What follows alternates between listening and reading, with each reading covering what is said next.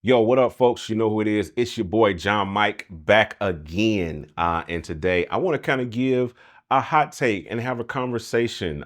There's been some heat floating around YouTube land in the music industry, at least in the music production industry, about Pro Tools and whether or not it's a industry standard or should we conform to it or what is the industry standard. I saw several videos pop up on my feed over and over about this all week, so I figured I'd throw my little 2 cents in on the conversation or what have you. Now, I saw a video last week from, I think it was a guy named Barry Johns. Great channel. I've seen quite a few of his pieces of content. I think he's an awesome creator and very articulate in articulating his thoughts and kind of giving his, his piece on things. So I think the original video about this was Barry's video, and then Bolo responded to Barry's video, and then Bolo started responding to his own videos, from what I understand and how I've seen this unfold, and then everybody else is kind of throwing their hat in the ring based around that commentary. Now, Bolo, I sent you a DM on IG. So if you get a chance to see this video, check your DMs. I'd love to have a one-on-one conversation about this and, just dialogue about it and together versus just having like a monologue on both of our channels about it. You know what I'm saying? So that said, I'm going to try to do what he did, and I'm going to give this a largely unbroken. I'm not going to edit this. I'm just going to give my unfiltered thoughts and my unfiltered position on what I really think about all of the things that are popping up around Pro Tools being an industry standard and all of that. Now, like I said, I largely agree with what both of those videos have said, but I would say this: Pro Tools is not an industry standard for everybody. I think it depends on what you do, who you are, all of those different things like that. There's a myriad, it's a nuanced conversation. It's not a black and white, on any DAW. So I'll give you my take. My take is this, because I've had been blessed over 25 years in the music industry, doing various things from being a musician to being a producer, to being a composer and arranger, to being a mixing engineer, mixed hundreds of records. I've mastered records. I have produced tons of records. I'm also a software developer, so I develop plugins for Pro Tools, for Ableton, for all of these things. I create packs. I record. I'm a recording engineer.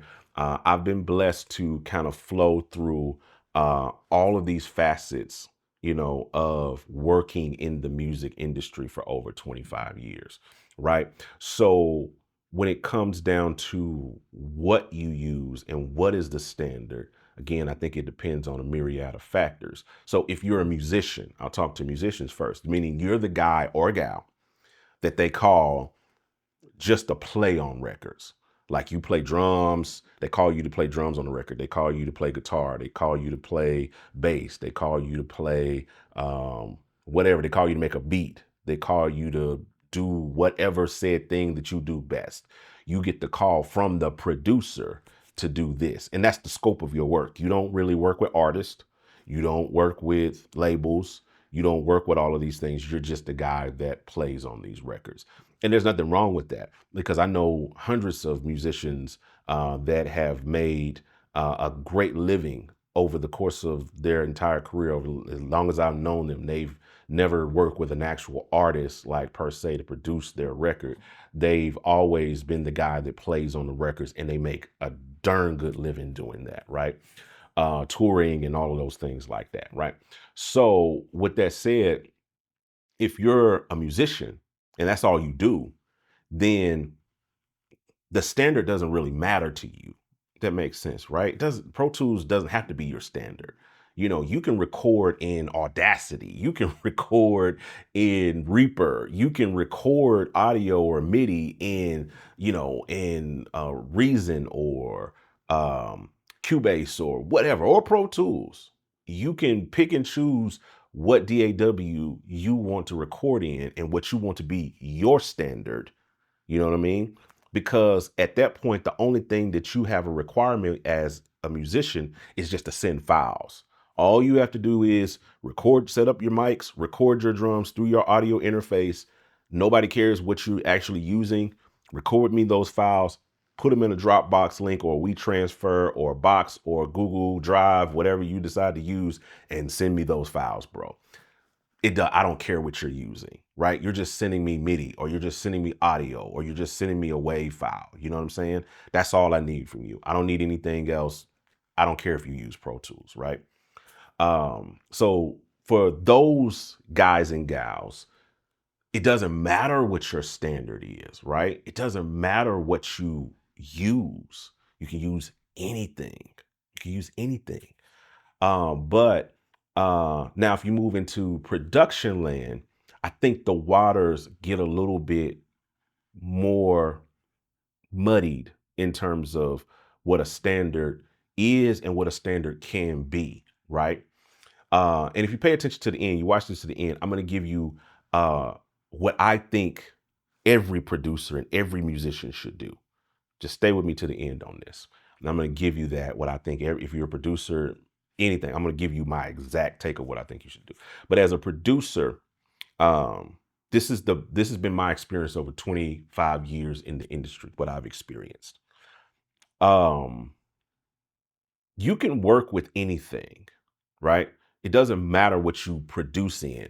And as Bolo and Barry and others have stated in their videos, you can use whatever. All of these DAWs, Studio One, Ableton, Cubase, all of them have features that cater better and the best to producers. Pro Tools, for the longest, hasn't really catered to the producer. As of the recent years, they're trying to make an effort to connect deeper with producers, right? They're trying to put features into Pro Tools that feel more, make producers feel more at home. But largely, by and large, they have not um, um, catered to producers, right? But all of the other DAWs, Studio One, which is one of my favorites, I'm not calling it my main DAW, but it's the one that I probably use the most. Full disclosure, spoiler alert, I use them all. I am very proficient. I'm the only one that I say I'm not as proficient in the most current iteration is FL, because I was on FL when it was Fruity Loops. And I think I stopped using FL somewhere around, or Fruity Loops at that time, somewhere around 2006, 7 is when I probably let that go and moved into something else at the time that was better suited for what I was doing in that moment. Now, FL in its current iteration, I haven't really messed with that as much. Not trying to actually do work in it. That said, I've worked with all of these DAWs, and all of them have their strong points on who and what they cater to, right? FL caters more to hip hop, trap, R&B, people that are producing that style of music. That's not to say that FL is a standard, is an industry standard for hip hop, trap producers. That's not what I'm saying. I'm saying their marketing, their workflow, everything about it caters more and creates a better environment for beat makers, which is why you see more beat makers leaning heavier towards FL than you do other DAWs, right? And why you see some of the other DAWs now, like Logic and Studio One and some of them, and Ableton and all of them, well, maybe not so much Ableton, but a couple of these other DAWs that I've mentioned that are starting to try to bring in some of the features that FL has. They're trying to bring it into their DAW. Like Logic just launched a whole mastering suite and a couple of other things that are very reminiscent of some stuff that FL has been doing over the last few years. They're trying to catch that marketing and catch that same market, right? So A lot of people are using that. But if you're like an arranger, a composer, the guy that puts stuff together, you might do really, really well with making Logic your standard. You know what I'm saying? Because Logic lends more towards arrangers and composers, you know what I mean? And people that actually, arrange stuff. So when I arrange music, a lot of times I arrange music in Logic. I don't record audio in Logic personally. I'm not the guy that's going to pull up my mixer, pull up my interface, plug up my drums, all of my, instruments and record audio into or vocals into Logic. I don't do that. I haven't done that in years. But I record in Studio One, right? Because Studio One does a really good job at catering to the production, the producers, the arrangers. But in my opinion, just my opinion, where I feel like it's stronger for me and stronger for a lot of people is in the recording environment. I've recorded in Studio One, like audio, vocals, drums, bass, guitars, like live instrumentation. I do a lot of my recording in Studio One because to me, the workflow lends itself better towards recording than any other DAW that I've messed with. Depending on who you talk to, you're going to get different answers, different results, right? So I think the standard in that area depends. It's muddy because there's so many options for producers to be able to get work done. You know what I mean? And so the industry standard is going to depend on what lends best towards your workflow, right? Now, here's where I would make an argument for Pro Tools being an industry standard, which would be my caveat towards what Bolo would say. This would be my only pushback towards that in terms of a standard. I think it matters for mixing engineers than it does for any other person in produce. So when you're talking to a bunch of producers about what their industry standard is, they're gonna give you like they're gonna give you all of the pushback and all of the heat of like, nah, bro, I don't mess with Pro Tools like that. I don't like Pro Tools. Pro Tools is da da da da da da da da da. I don't mess with Ableton like that because Ableton is da da da da da da da da da da da. Anything you put in that slot, a producer is gonna have a problem with it depending on what their bias is towards whichever DAW. Now, if you go into a group of mixing engineers, people that mix, if you go talk to like a Manny Markin or a Dave Pensado or so many engineers, great engineers that Leslie, I can't call the boy's last name. I'm not going to try to pronounce it because my country accent will butcher it. But Leslie Brett something. It starts with a B. Don't have me slipping out here calling that boy wrong. One of my favorite engineers, I just can't pronounce his last name. Sorry. I'm not going to butcher it. But talk to those guys that are mixing the lion's share of music that's in the industry. That's not to say that there's music out there online that has not been mixed in other DAWs. There's thousands of examples, tens of thousands of examples, I'm sure. But if you historically look over what has been the standard for mixing records over the course of the last 20 to 30 years, I would venture to say that Pro Tools is probably the standard when it comes to that, right? So again, I've worked in all of these capacities. I've been a musician, I've been a producer, I've been a mixing engineer. I've mixed hundreds of records over the last 5 to 7 years, hundreds of records.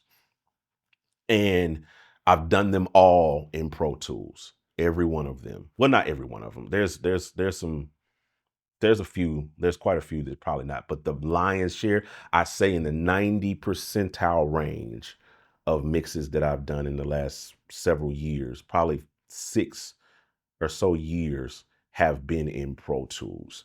And I have my reasons for that. But what I'll say is when you have conversations with engineers, which I have conversations with them all the time. You can check my podcast, the Hangout podcast, that's on the Gospel Producers channel. You can check that. I have all kind of conversations with engineers, with people in the industry that mix and do all those things. I haven't had a conversation, but another name just came to mind. Like people, if you think about Jason Joshua, or you think about people like that, well, go look at what those guys use. Go look at what these people that are the mixing engineers for the biggest talents on the planet, like the people that's mixing Beyonce and the people that's mixing all of these other big name artists and records that are out there. Go look at what they're using. And I guarantee you'll see that most of the time, maybe 7 out of 10 of them are using Pro Tools. And so if you talk to those guys, it's an industry standard for them because of it lends itself towards portability for them. And I know a lot of people have made that argument. That's the biggest argument about being able to, send files and all of that stuff like that. Engineers, I work in those environments. I'm telling you, as a guy that is mixed records, I'm telling you how this workflow goes. I've worked with so many engineers over the years, and we're working on a record or working on or even producers. I'm working with so many different people. And the question comes down to like, we're trying to figure this out. We're trying to do this. It's like, yo, hey, bro, just send me the session. It's so easy because we're all working with Pro Tools and we can send those sessions and those files back and forth to one another. You know what I'm saying? So that's kind of my real pushback on that in terms of that being a standard. Now, as a producer, here's something that I found as well that lends towards that, right? If you're the producer that's producing the record and you're working with an additional mixing engineer, say you're working with a Jason Joshua, say you're working with that. Some guys require you, not all of them, I'm not saying Jason Joshua this, but there are some engineers that require you to send the Pro Tools session to them. When they mix, they actually want your session. You know what I mean? And I've worked with so many people, producers, like engineers, sorry, that have done that. Like I've been working on a thing and I'm in Studio One and I'm working with another engineer that's going to be mixing the record. And he says, hey, can you send me the Pro Tools session? I'm like, oh man, I'm not using Pro Tools. So you know what I had to do?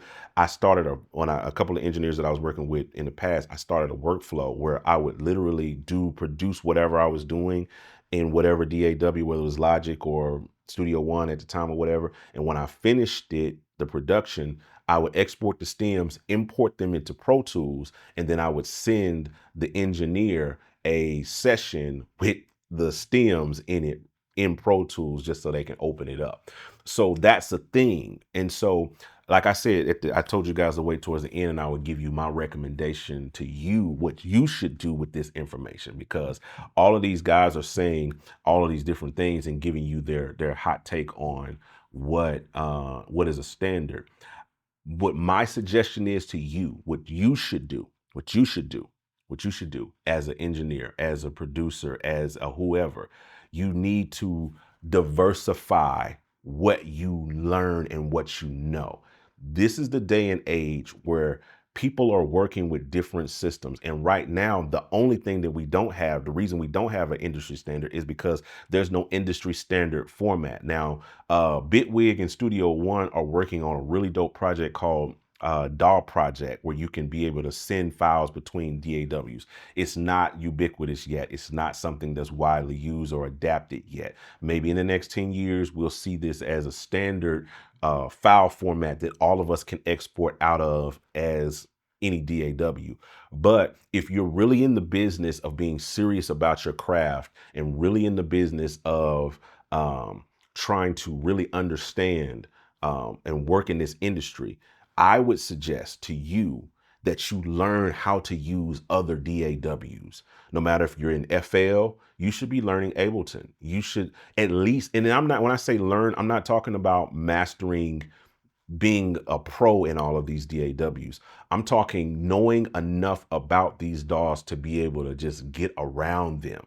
Because you never know when you're going to get that call. This is a story that I'll give a brief story, then I'm going to be done with this. I'm not going to try to make this video too much longer, but I was in a situation which broke me. I got a call to go be in a studio, work in a studio.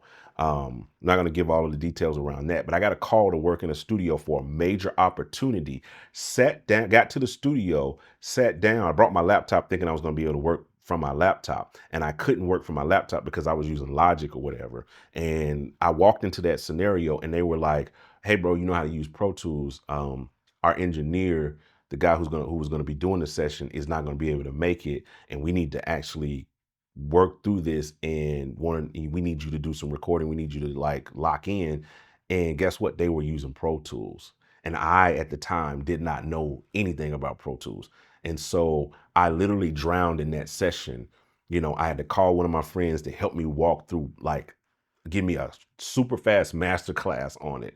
You know what I mean? And I vowed from that point that I was never going to let that happen again. So I learned to be proficient in as many DAWs as I can, because you never know when you're going to get that call to be in that situation where you walk in, you can't use your stuff. You have to use what's in the room at the time, or you're working with somebody else that's working in something else. You know what I mean? I get those calls all the time. Somebody's in Ableton and I need them to send me something. Hey, send me those files, or send me such and such. Oh, I'm trying to figure out how to export the stems in Ableton. You might be working with somebody that's inexperienced. Well, if you know your way around Ableton, you could easily just be like, "Oh, bro, just go to file and go down to export, and then click on this little drop down box and click individual files and then hit export, and it's going to send out the stems." Like, if you know your way around DAW, it's going to help around as many DAWs as possible, especially all of the big ones, not the standards, but the big ones. You know what I'm saying? You know what those are because you have them in your mind right now. If you know your way around that, that is going to lend you towards more flourishing in this industry, and is going to lend towards you being a better producer and getting more calls and being in and getting more opportunities, because I get a lot of calls for different things because I'm proficient. People call on me for my expertise. They know when I come in a room, just about I know how to get around just about any situation I'm in. They can call me and put me in a situation where I got to use Luna and I can get around it. They can put me in a situation where there's Cubase on the screen and I can get work done. They can put me in a situation where Ableton is on the screen and I can swim. You need to start focusing as a musician, as a producer, as an engineer, on being as well versed in as many of these DAWs as possible. That's my take. I didn't mean for this video to be that long, but those are my unfiltered thoughts and my hot take on it. All right, do with it what you will. I want to engage with you guys in the comments. Let me know. Put it down there. Let me know what you think, and we'll dialogue. And maybe I'll do like Bolo, and I'll come back and I'll do response video after response video after response video. And we'll keep this conversation going. All right, I appreciate you guys. I'm out. Holla at your boy.